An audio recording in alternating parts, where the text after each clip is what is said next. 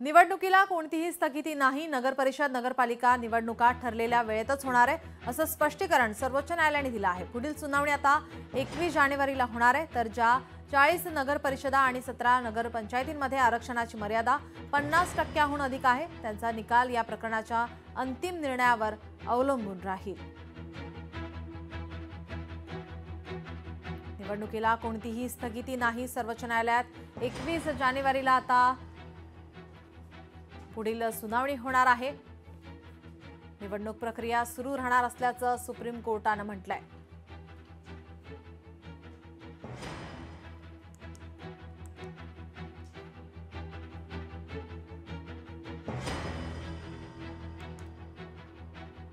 निवडणुकीला कोणतीही स्थगिती नाही। नगरपरिषद नगरपालिका निवडणुका ठरलेल्या वेळेतच होणार आहे असं स्पष्टीकरण सर्वोच्च न्यायालयाने दिलेलं आहे। पुढील सुनावणी आता 21 जानेवारीला होईल।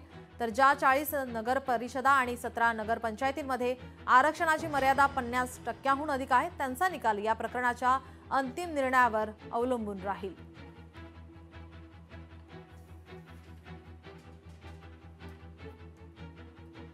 सुप्रीम कोर्टातील पुढील सुनावणी आता 21 जानेवारीला होणार आहे। जिल्हा परिषदा पंचायत समित्या आधीच्या आदेशानुसार घ्या असं आता सुप्रीम कोर्टाने म्हटलेलं आहे।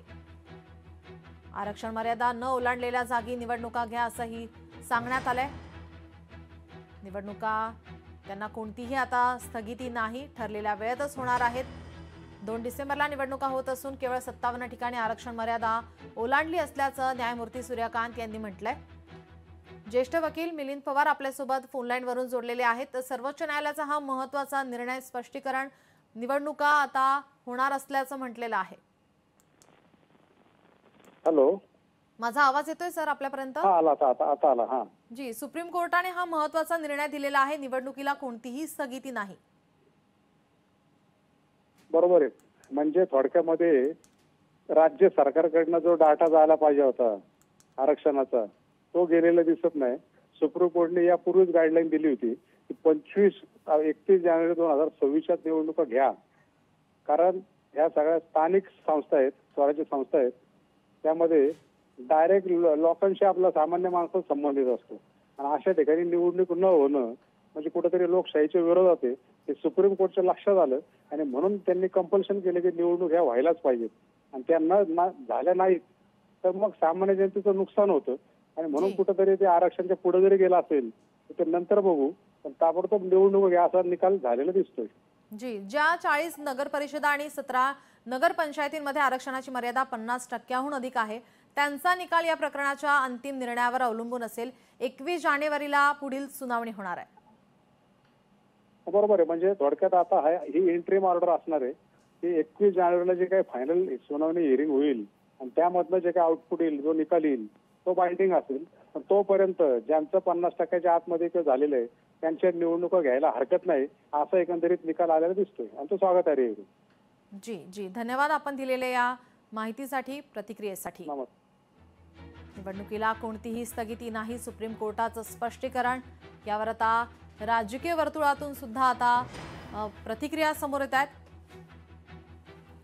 21 जानेवारीला पुढील सुनावणी होणार। ज्या 40 नगरपरिषदा आणि 17 नगरपंचायतींमध्ये आरक्षणाची मर्यादा 50%हून अधिक आहे त्यांचा निकाल या प्रकरणांच्या अंतिम निर्णयावर अवलंबून राहील असं आता सांगण्यात आलेलं आहे। निवडणुकीला कोणतीही स्थगिती नाही, सुप्रीम कोर्टाकडून स्पष्टीकरण देण्यात आलेलं आहे। निवडणूक प्रक्रिया ही सुरूच राहणार आहे। यावर मनसे नेते संदीप देशपांडे काय म्हणालेत आपण पाहूयात। नाही, अतिशय चांगली गोष्ट आहे की निवडणुका होत आहेत, नाही तर निवडणुका होणार निवडणुका नाही होणार या संदर्भातली जी टांगती तलवार सगळ्याच राजकीय पक्षांच्या कार्यकर्त्यांवर होती, आता ती थोड्याफार प्रमाणात कमी झालेली आहे। निश्चितपणे शेवट जो काय निर्णय कोर्ट देईल त्याच्या अधीन राहूनच या गोष्टी होणार। पण निदान निवडणुका जिथे 50%चं आरक्षण क्रॉस नाही केलं त्यांच्यावर जी टांगती तलवार होती ती निदान दूर झाली। त्याबद्दल निश्चितपणे एक राजकीय कार्यकर्ता म्हणून आणि एक लोकशाही समर्थक म्हणून मला आनंद वाटतो की निवडणुका होणार आहेत। निवडणूक प्रक्रिया सुरू राहणार असल्याचं आता सुप्रीम कोर्टाने म्हटलेलं आहे। निवडणूक जाहीर झाल्यानंतर प्रचार सभांचा धडाका हा संपूर्ण राज्यभरात सुरू असताना मात्र आजच्या या सुनावणीकडे सर्वांचं लक्ष होतं. सुप्रीम कोर्ट काय सांगणार याकडे लक्ष असताना आता सुप्रीम कोर्टाचा हा महत्त्वाचा निर्णय, महत्त्वाचं स्पष्टीकरण. निवडणुकाला कोणतीही स्थगिती नाही. 50%हून अधिक असलेल्या 40 नगर परिषदा आणि 17 नगरपंचायतचा निकाल अंतिम निर्णयावर अवलंबून आहे. या संदर्भात सुनावणी ही आता 21 जानेवारीला होणार असल्याची माहिती समोर येते.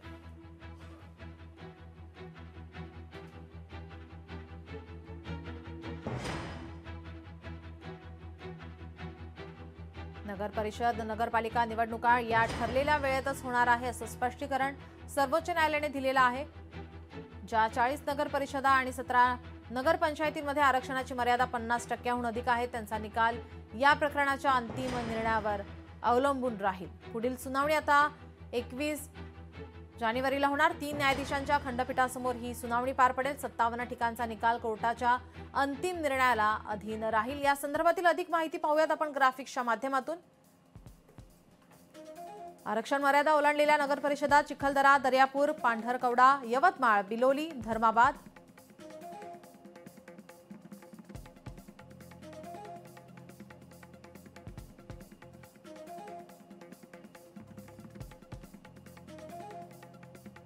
हदगाव, उमरखेड, पाथरी, तुमसर, साकोली, सेंदुर्नावाडा, बल्लारपूर, भद्रावती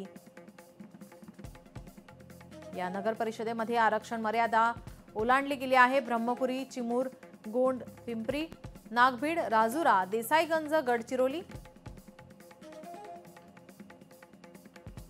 काटोल, दिघोरी, देवी, कामठी, कन्हान, खापा, उमरेड, कन्हान, पिंपरी, रामटेक, पुलगाव, शिर्डी, पिंपळनेर, नवापूर, तळोदा, मालेगाव,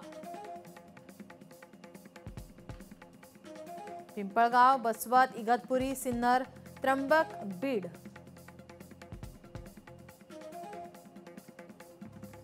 या 40 नगर परिषदा आणि 17 नगर पंचायतींमध्ये आरक्षणाची मर्यादा 50%हून अधिक आहे. त्यांचा निकाल या प्रकरणाच्या अंतिम निर्णयावर अवलंबून राहील.